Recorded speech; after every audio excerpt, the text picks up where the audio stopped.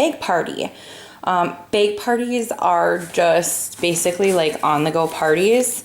You have people sign out items, they sell the items for you, and they can receive basically hostess credits. So I'm just going to quickly go through this. This is a mock trial kind of bake party because I just quickly put this together so it's not like hardcore. I normally have about 3 of these ready. I use these really cute 31 bags, like utility something, I don't know, but this is 31.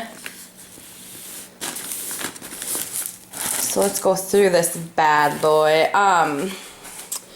I normally I just kind of like do random rings. These boxes work really good, the boxes that they come in. I normally keep about 10. My parties consist of like 100 items. Some people do a lot more. I don't, just because I can have more bake parties out at a time. And I just tell the hostess, that's a lot of product to be sending out to someone. I just tell them, you know, if you're running out, call me, you can come over and I can bring some more or whatever. The first thing that I keep in here is, it's like a pencil holder I bought from Walmart. I believe it was like 99 cents. Try to open this. Okay, so this is what I keep in there. I put like a pen for them, business cards. I have these really awesome rack cards that talks about hosting a party and just about like if you're interested in selling, stuff like that. I made them at vistaprint.com. I keep bags in there in the back, and then I also keep receipts because I do like them to fill out the receipts, just because it has this, yes, I would like to host a party, check mark, and yes, I want information on becoming a paparazzi consultant, check mark. I love that. The first one that I put on there is a sample credit card order, and I highlight every single thing that I need in order to put it through.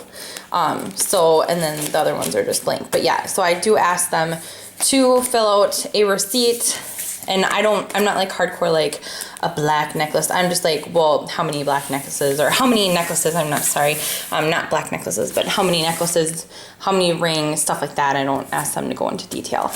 The second thing I put in here is my hostess packet for bake parties. And what I do is I have this cute, this is, like I said, it's a mock one, so this isn't taken off, but this is a self-sealing. It's really cute. It has this little adhesive thing, and then you just flip it over and it seals itself. They come in all different, I'm gonna try to get this off here real quick. Sorry about this. Okay. So they come in all different patterns, all different sizes, and they're at mygirlfriendshouse.com. I made this on my computer, and it is basically like an agreement saying you are, what is the word? Responsible for all of this stuff. If it comes back broken, if the tags come back all nasty, if something's missing, they have to pay for the items. I do have them fill out their credit card, expiration date and everything, just in case I don't get the bake party back. There are some shady people out there. It's up to you who you want to send out bake parties to. I normally only send them out to like friends or people that I know. I never send them out to people I don't know, just because I've had some issues in the past. And I've also had people like where they have saw this and they're like, you know what, I don't want to fill this out. And I just say, okay, well, I'm sorry, I can't do this bake party for you because like this is my stipulation and I've been burned a lot in the past, so I'm sorry. And normally they understand, it's not a big deal. I also put in this event inventory sheet. I use this for my parties too to keep track of everything. But what I write in here is what is in the bag. And then I go over this afterwards with them. I don't let them keep these. I have them sign them and then they're for me. So when they come back with the bag party, I will go and I will count them with them.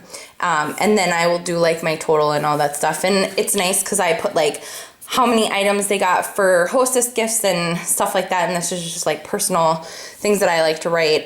Cost of the event. If it costs anything, well, I just write 0 because this doesn't cost anything. Total in sales, and then total profit of sales. And then to figure out my totals, that's just a personal thing I do, but I like these because it works really good for tax season. And I just staple all the receipts to it. I also give them this sheet. One of my downline actually made this and switched my name onto it and everything. What it is a referral sheet. And if they get all 10 of these names filled out where they have this whole thing filled out, they'll get 1 free item. So, and they can do multiples of these, but every single 10 people that put their information on here, they can get 1 product free. So I always put in a couple in the packet. And then I have this like little info, help wanted, and you know, it's just planting a seed. If they don't want to join, they don't want to join, but it's always nice to know to put that stuff in there because you never know who wants to be a hostess and who wants to join as a consultant. Okay, so that is done. Okay, let's get to this. Like I said, I always store my rings in here. Everything that I put in my bake party, I put in big Ziploc bags.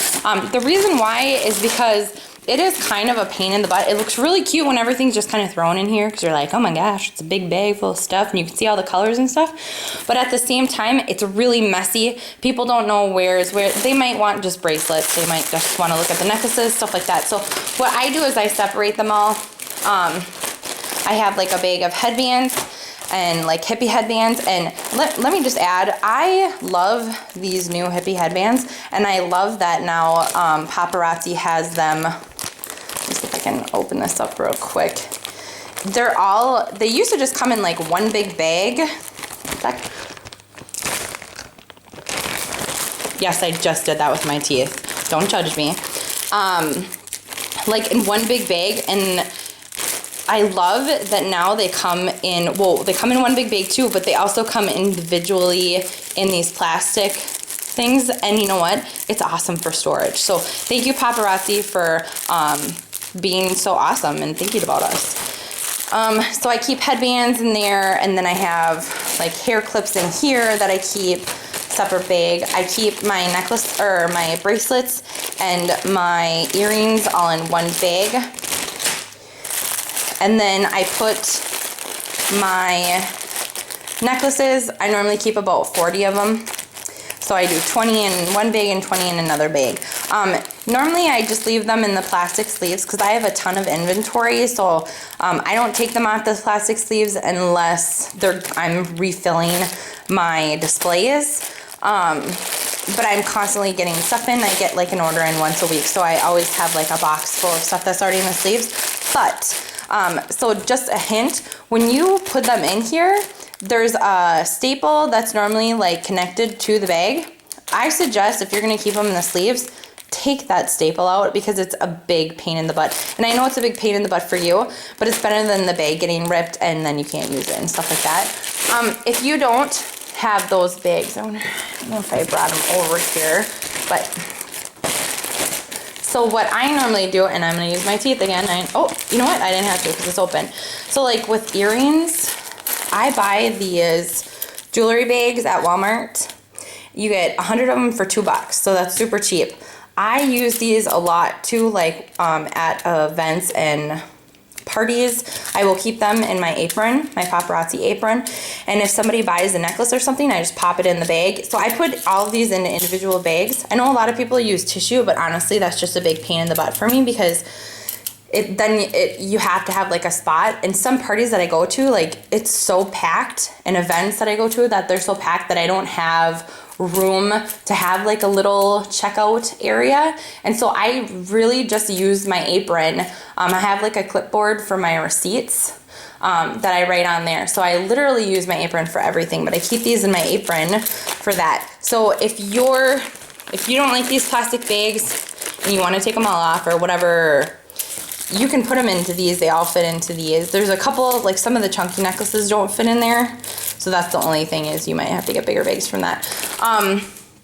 This Bake Party does not have any Starlit Shimmer items in right now because I am completely out. I need to order like 1,000 of them because I have fair seasons coming up, so I have a ton of those. But what I do is I have these little bags and I write on here Starlit Shimmer $1, and I put all the stuff in there. The rings I normally keep in their little ring box, and then I just change up the rings and I put one in here, and I just explain to the hostess that everything's $5 except these 2 bags, and I just let them know that, you know, make sure they're taking them and putting them back in these bags because it's their responsibility. So if there's a bracelet that they sold out of here that was in here and they only sold it for $1, well, they're out $4. Like, that's just how it works. And a lot of times I have no issues as long as I explain it to them right away. So just really explain to your hostess right away about how it's going. My bake parties only last like 3 to 4 days. I don't like them taking for a really long time because I feel like if they take them for a really long time, they just end up like prolonged. They just don't really work at trying to sell it. So if you do it like where it's fast, it's like, oh, let's hurry up and sell all this stuff. If you make it where it's a long time that they have it, there's just like more ops for confusion, not getting your items back, just things like that. So I always just do like 3 days. And if they wanna, after 3 days, they can recheck out items again if they want to. I just like to touch base with them and meet with them and stuff like that. So this is my bake party, and yeah, it works really good.